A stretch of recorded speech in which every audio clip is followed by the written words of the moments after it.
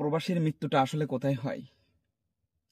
দিনে ১২ জন প্রবাসীর লাশ দেশে পৌঁছায়।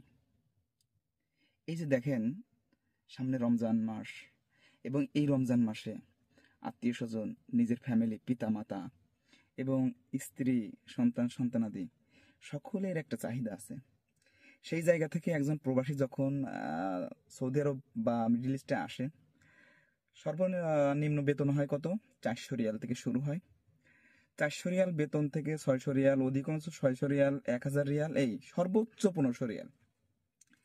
এখন একজন প্রবাসী ৫ লক্ষ টাকা ৬ লক্ষ টাকা ঋণ করে দেশ থেকে আসে।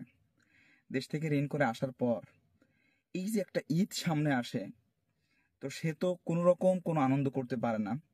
তো কষ্ট করে দিন রাত পরিশ্রম করে, আমি আমার কথাই বলি, এমন একটা সময় গেছে যখন ২০ ঘন্টা ২১ ঘন্টা পর্যন্ত টানাটানি ডিউটি করছি। তো যাই হোক, এরকম হাজার হাজার হাজার হাজার প্রবাসী আছে যারা ২০ ঘন্টা ২২ ঘন্টা পর্যন্ত ডিউটি করে, এমনকি ডিউটি অবস্থায় তারা ঘুমায়। অধিকাংশ প্রবাসী যারা ডিউটি অবস্থায় ঘুমায়।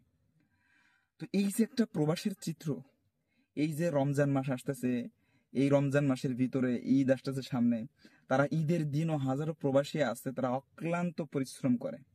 এই ৬০০ টাকা বেতনে কত হয়? ১৮,০০০ ১৯,০০০ টাকা হয় বাংলাদেশের। ১,০০০ টাকায় দেখা যাচ্ছে যে আপনার বাংলাদেশের ৩০,০০০ টাকা হয়। এখন এই যে লোকটা প্রবাসে থাকে, এই যে একটা নামের উপরে ফ্যামিলি, পিতামাতা, তাদের খরচ দেওয়া লাগবে, স্ত্রীর খরচ দেওয়া। এখন যে পিতামাতার খরচ যদি ঈদের সময় ১০,০০০ দেয়, এরপরে যে দেখা যাচ্ছে যে স্ত্রীর খরচ দেওয়া লাগবে ১০,০০০, গেল ২০,০০০, সন্তানাদির খরচ দেওয়া লাগবে। এরপরে আত্মীয় স্বজনের ভিতর থেকে অনেকের আশা থাকে যে না, ও বাইরে থাকে, ওর কাছ থেকে কিছু টাকা পয়সা আমাদের এখন প্রয়োজন বা আমাদের লাগবে।